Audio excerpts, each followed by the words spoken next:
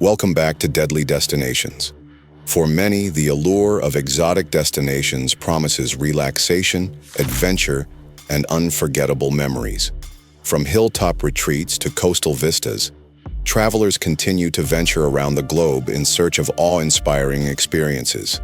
Yet beneath even the most tranquil journeys, unseen risks can suddenly surface, turning peaceful moments into disaster.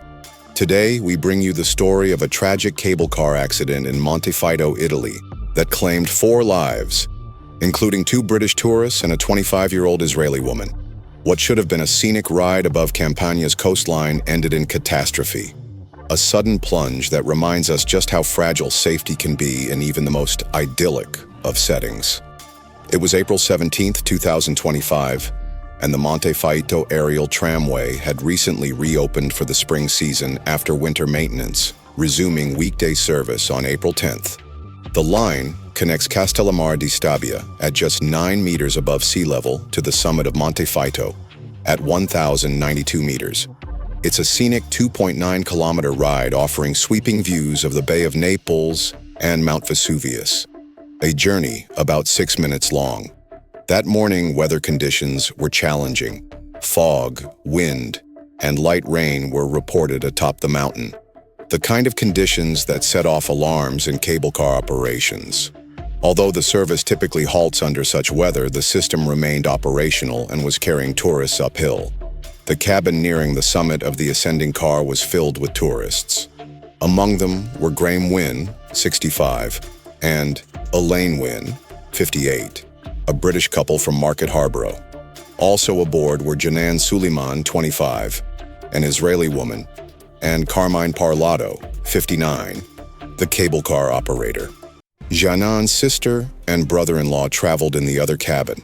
Eyewitnesses later said they saw the cabin come to an abrupt halt, jolting to a stop. Suddenly, the cabin lurched backwards, caught in motion without braking. It slid down the cable line at full speed before striking a steel pylon, derailing and crashing nearly 30 meters into dense woodland. Inside the car, terror replaced wonder. One passenger later recalled a split second of silence, then her legs feeling suspended before the jolt and the drop. She said, "I thought I was going to die." And after striking the ground, cries fell silent. Survivors emerged injured and shell-shocked. Rescue services faced nearly 2 hours of treacherous work to reach the wreck. Thick fog, steep terrain, and windy conditions made the ascent dangerous. More than 50 firefighters, alpine rescue personnel, police, and civil protection officers worked through the night. The fallen cabin lay crumpled against trees, bodies and debris scattered. Paramedics transported victims by helicopter and ambulance to nearby hospitals. 4 people were pronounced deceased at the scene. The Wynne couple, Janan Suleiman and Carmine Parlato.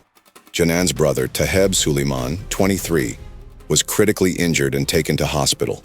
Meanwhile, the second cabin, carrying 16 people, remained on the track and was successfully evacuated by harness. British and Italian authorities soon confirmed the identities of the victims. The UK Foreign Office stated they were supporting the Wynne family. Welland Park Academy in Leicestershire, where Elaine worked as the business manager, released a heartfelt tribute describing her as warm, professional, and dedicated. Her colleagues spoke of a woman deeply respected by students and staff, a mentor who would be deeply missed. Janan Suleiman, according to Israeli media, was also a vibrant traveler, connected to her Israeli Arab community. Carmine Parlato was described by colleagues as devoted to the cable car, a man who treated the tramway like family. They mourned not only his death, but the tragic end to a life, cut short just days after resuming the season. Italy's Prime Minister Giorgia Meloni, who was in Washington at the time, extended condolences and promised a thorough investigation. The president of Campania province called it a tragic, painful day, while Castellamare's mayor declared a local day of mourning, canceling Easter events. National transport authorities confirmed the traction cable had snapped, and the automatic emergency brake failed to stop the backward slide either due to malfunction or deactivation. Investigators from the prosecutor's office in Torre Annunziata, aided by forensic engineers, seized the cars, cables, pylons, and mechanical parts. They are examining maintenance records, inspections done just days prior, and weather logs from the day. The managing public transport company said the cable car had undergone checks a week earlier and passed inspection. However, regulation and oversight have come under intense scrutiny, with public questions raised about the failure to suspend operations under unsafe weather conditions. Eyewitness accounts added clarity. One British tourist who had taken the ride moments before said the cabin stopped and restarted several times. Staff had opened doors mid-ride to check mechanisms. No harnesses were used for passengers, something the operator claimed was standard protocol. No one taught how to brace, where to hold on, or use emergency brakes. The railway had a dark past. In 1960, another Monte Faito accident killed 4 when a cable fell from its pulley and a cabin plunged into the Vesuvius railway line below. That legacy came back to haunt Italian authorities, prompting warnings about maintenance lapses. A similar cable car crash in the Alps earlier in 2021 killed 14 people on Lake Maggiore. Investigations revealed that emergency brakes had been clamped off disabled just before the incident. That accident led to charges for involuntary homicide against staff.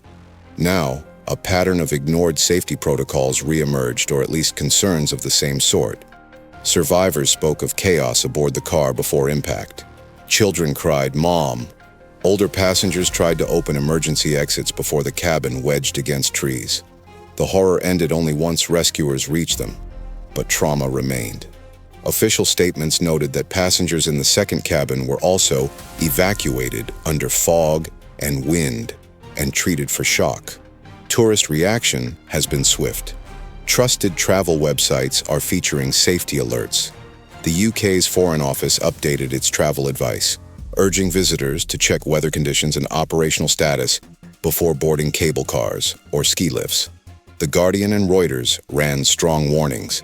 Fatal cable car plunge raises safety fears, and tourism shaken by tragedy.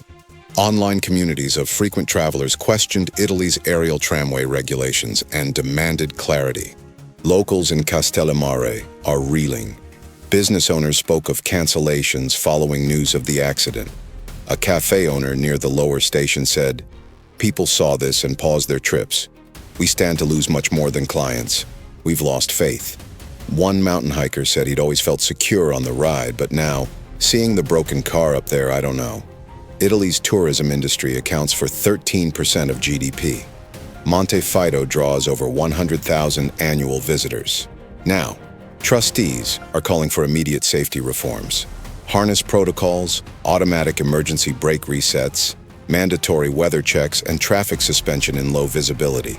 Some suggest independent third-party audits before seasonal openings. Transport journalists wonder if aerial tramways should fall under stricter rail or cableway regulation. The bereaved families await investigations and accountability. Torre Annunziata prosecutors are exploring manslaughter potential, citing faulty maintenance and possible negligence due to ignored weather warnings.